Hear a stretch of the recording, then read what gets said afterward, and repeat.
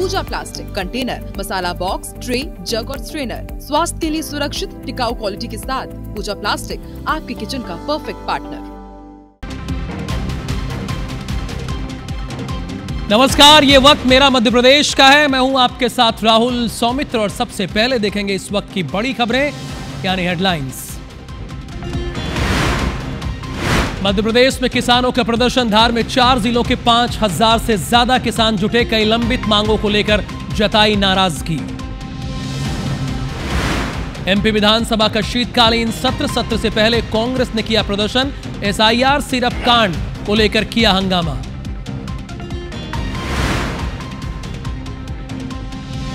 जबलपुर में फिर सामने आया हनी ट्रैप का मामला। सोशल मीडिया पर दोस्ती कर मिलने के लिए बुलाया, फिर रेप केस में फंसाने की धमकी देकर मांगे 1 लाख रुपए।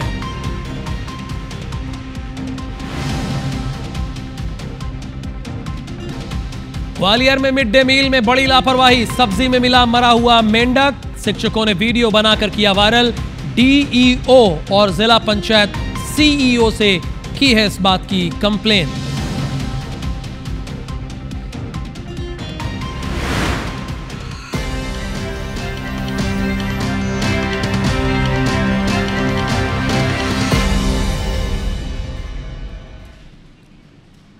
मध्य प्रदेश के 4 जिले बड़वानी, धार, खरगोन और खंडवा जिले के किसान आंदोलन पर हैं।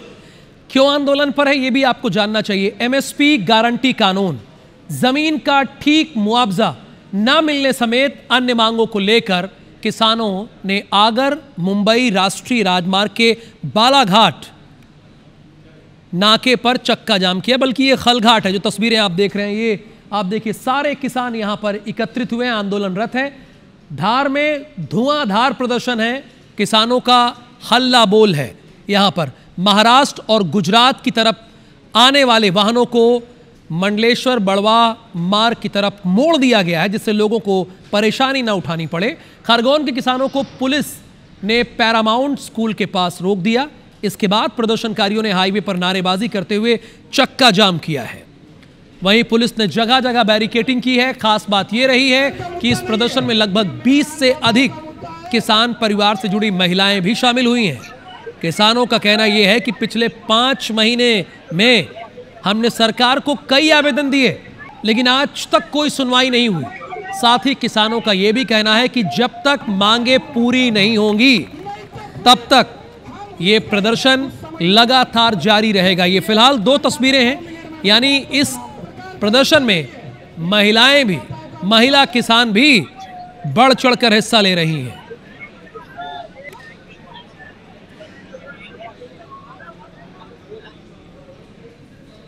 हमारी जैसे मांगे तो 4 है, पर मुख्य मांग हमारी एमएसपी है।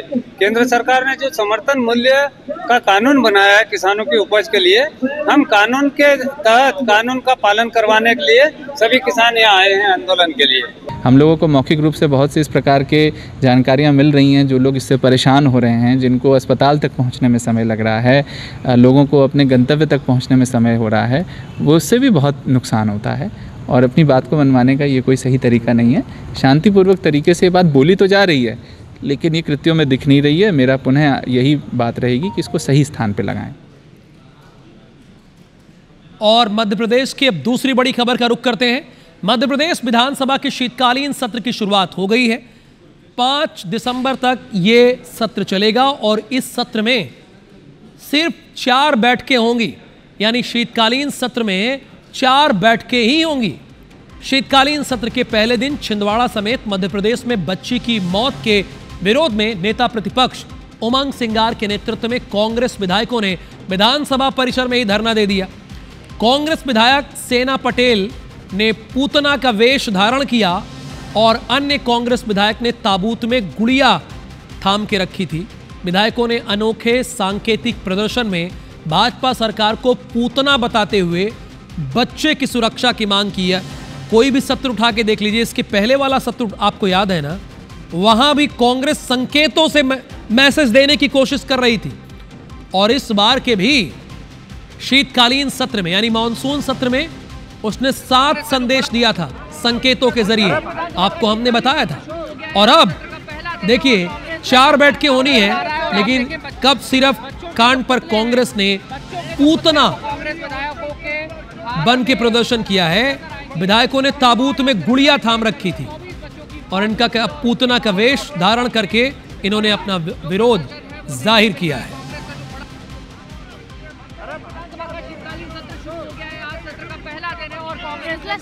नजर आ रहा है और आप देखें बच्चों के जो पुतले,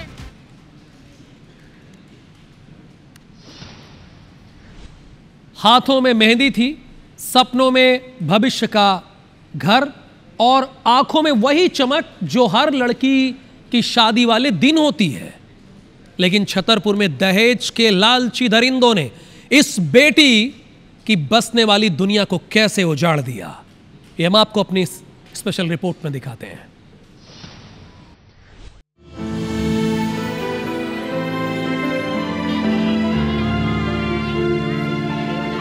जमीन पर लेटकर तड़प रहा ये वो अभागा बाप है जिसके आंसुओं का गुबार थमने का नाम नहीं ले रहे। ये उस माँ की दर्द की वेदना है जिसकी बेटी की शादी में जयमाला की रस्म चंद पल पहले हुई थी, लेकिन कुछ ही मिनटों में दुल्हन पक्ष की सारी खुशियां गम में बदल गईं। दरअसल जयमाला होने के बाद दूल्हे वालों ने शादी की आगे की रस्में पूरा करने के पहले 10 लाख रुपए नकद मांग की। अपनी पुश्तैनी जमीन बेचकर शादी कर रहे इस बाप ने अपनी बेटी की खुशियों के लिए तिलक में 11 लाख रुपए लड़के वालों को दे चुके थे, लेकिन इनकी डिमांड शादी के वक्त एक बार फिर सामने आई और 10 लाख नकद की फिर से मांग हुई। जब बेबस पिता ने 10 लाख रुपए और देने में असमर्थता जताई तो दूल्हे वाले बारात लेकर वापस चले गए। लड़के पक्ष के बड़े बुजुर्ग और समाज के लोग दूल्हे पक्ष वालों के सामने गिड़गिड़ाते रहे, मिन्नतें मांगी और अपनी पगड़ी उनके पैरों में रख दी, लेकिन इनका दिल नहीं पसीजा। जयमाला हो चुकी थी, फिर बात कहाँ से बिगड़ी? फिर चढ़ाए में उनने कुछ नहीं चढ़ाया और बोले कुछ नहीं चढ़ाएंगे, 10 लाख और चाहिए तब चढ़ाएंगे और आप जबरदस्ती शादी करेंगे तो आपकी बच्ची की कोई गारंटी नहीं। 10 लाख और मांग रहा था साहब कि वो हमने पहला बोला था कि 20 लाख चाहिए। अब सर हम क्या करेंगे, हम तो ये सोचते हैं कि हमारा दे देंगे जो लगा है। हमने जमीन बेच के सर शादी करी थी, बच्ची की एक ही बच्ची थी, वो अभी धमकी देते और शादी नहीं हुई तो फिर वो क्या करेंगे। दहेजखोरों की इस हरकत से टूट चुका परिवार हाईवे पर उतर आया और न्याय की गुहार लगाई। सूचना पर पुलिस की टीम दलबल के साथ मौके पर पहुंची, पीड़ित पक्ष को समझाइश दी और तब जाकर विरोध प्रदर्शन शांत हुआ।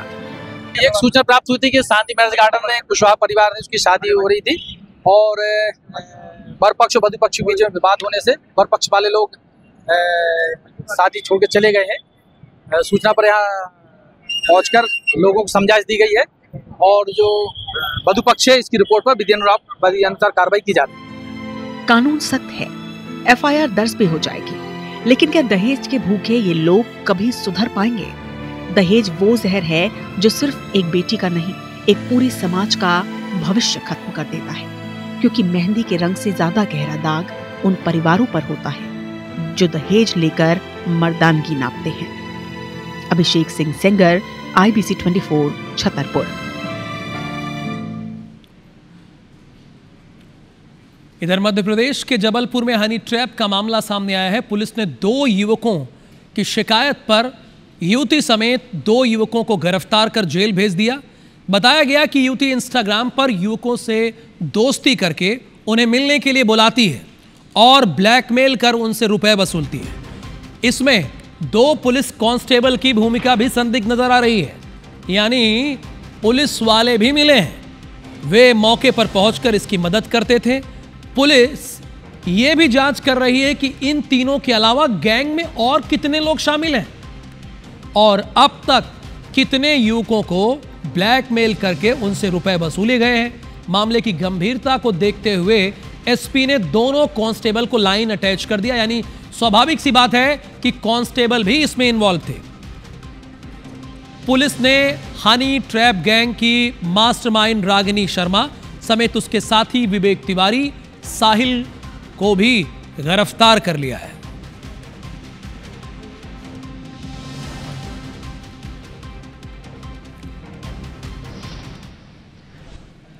अब क्या होता है हनी ट्रैप? हनी ट्रैप एक प्रकार की जासूसी तकनीक है जिसमें एक व्यक्ति को आकर्षित करने के लिए एक महिला या पुरुष का उपयोग किया जाता है। इसका उद्देश्य व्यक्ति से गोपनीय जानकारी प्राप्त करना या उसे किसी विशिष्ट कार्य के लिए प्रेरित करना होता है।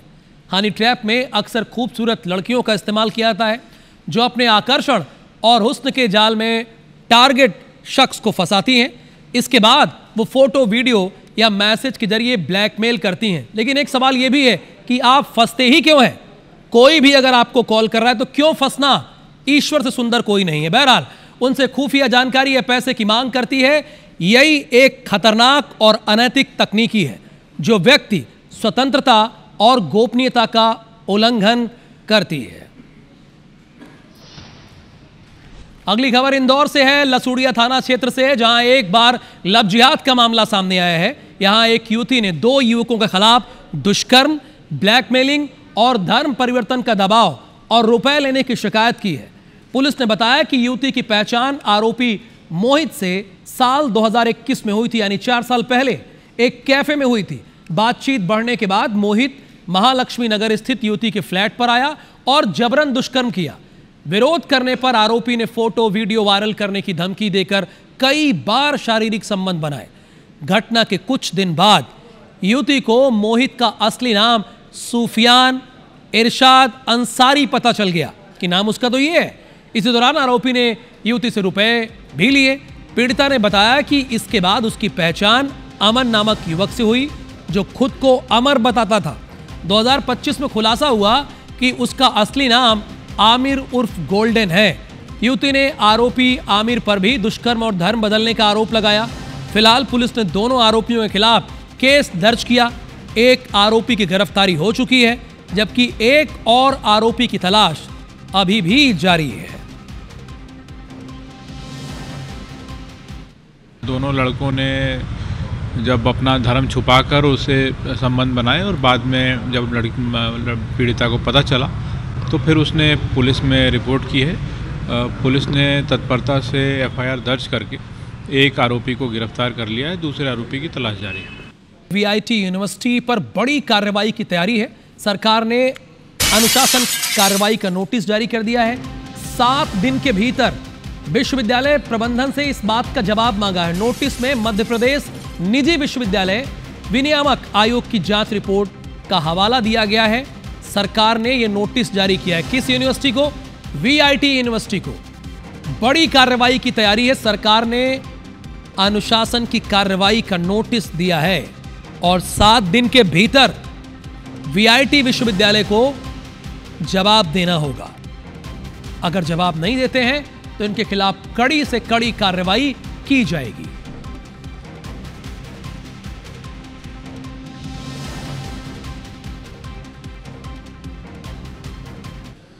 ग्वालियर के प्राथमिक विद्यालय गोकुलपुर में उस समय हड़कंप मच गया जब बच्चों को परोसे गए मिड डे मील में मेढक जैसा बड़ा एक जीव निकल गया। भोजन की बाल्टी खोले जाने पर स्टाफ ने जीव को देखा और तुरंत उसका वीडियो बनाकर विभागीय अधिकारियों को भेजा। घटना की जानकारी मिलते ही स्कूल के बच्चों में डर और घिन की स्थिति बन गई। विद्यालय स्टाफ और बच्चों के अनुसार मिड डे मील की गुणवत्ता पर पहले भी कई बार सवाल उठाए जा चुके हैं। कई बार खाने में बदबू, कीड़े और दूषित सामग्री मिल चुकी है। इसके बावजूद ना तो गुणवत्ता सुधरी और ना ही जिम्मेदारों ने कार्रवाई की। इस मामले को लेकर डीईओ ने कहा कि घटना पहली बार उनके संज्ञान में आई है। मिड डे मील से जुड़ी शिकायतों की जांच करवाई जाएगी और दोषियों के खिलाफ नियमानुसार कार्रवाई। जो इन बच्चों को खाना दिया जाता है ना, ये जो बड़े बड़े अधिकारी हैं, कई बार उनको भी ये खाना परोस दिया जाएगा, तब उन्हें समझ में आएगा कि बच्चे मिड डे मील में कैसा खाना खा रहे हैं।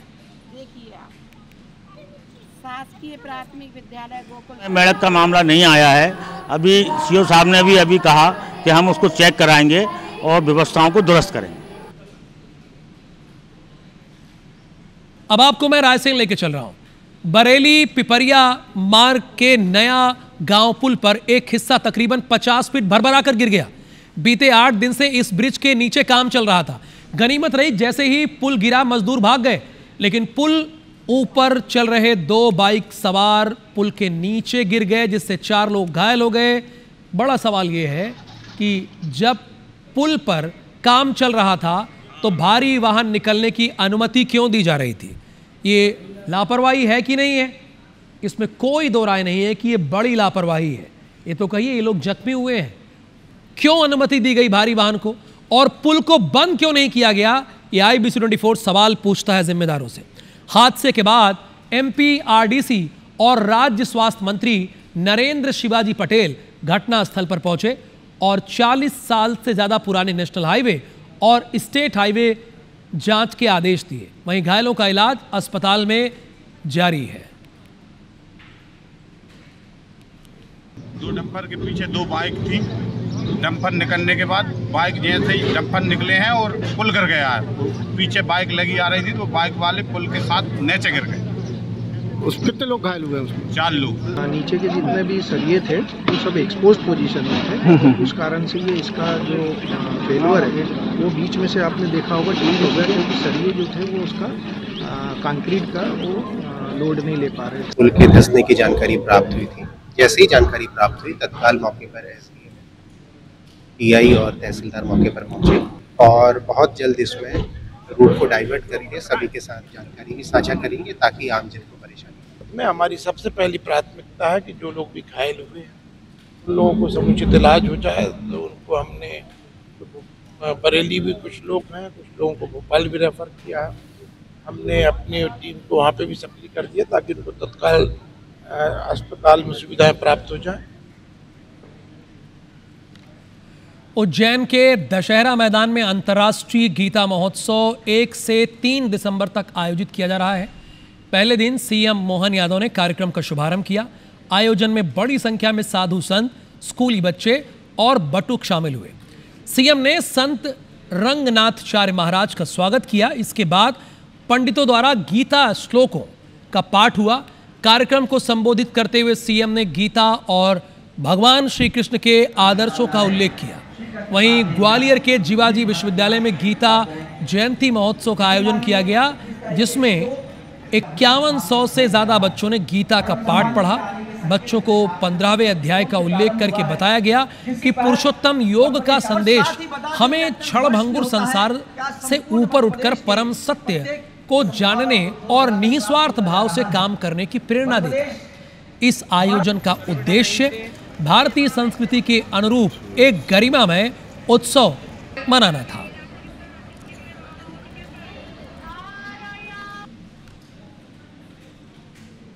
गीता तो वाकई में इतना पवित्र ग्रंथ है जिसमें सब कुछ है। हमें गर्व है, हमने गीता जी को भी महत्ता दी है और गोपाल कृष्ण की लीलाओं को भी महत्ता दी है। गीता तो वो किताब है जो हर स्कूल के बस्ते के अंदर होना चाहिए, हर बच्चे के साथ होना चाहिए। ये हमारा सौभाग्य होना चाहिए। आज टाइम को लाइफ बैलेंस करने के लिए वाकई अद्भुत जितना प्रैक्टिकल ज्ञान गीता जी देती है। और यहाँ रुकेंगे एक छोटे से ब्रेक के लिए।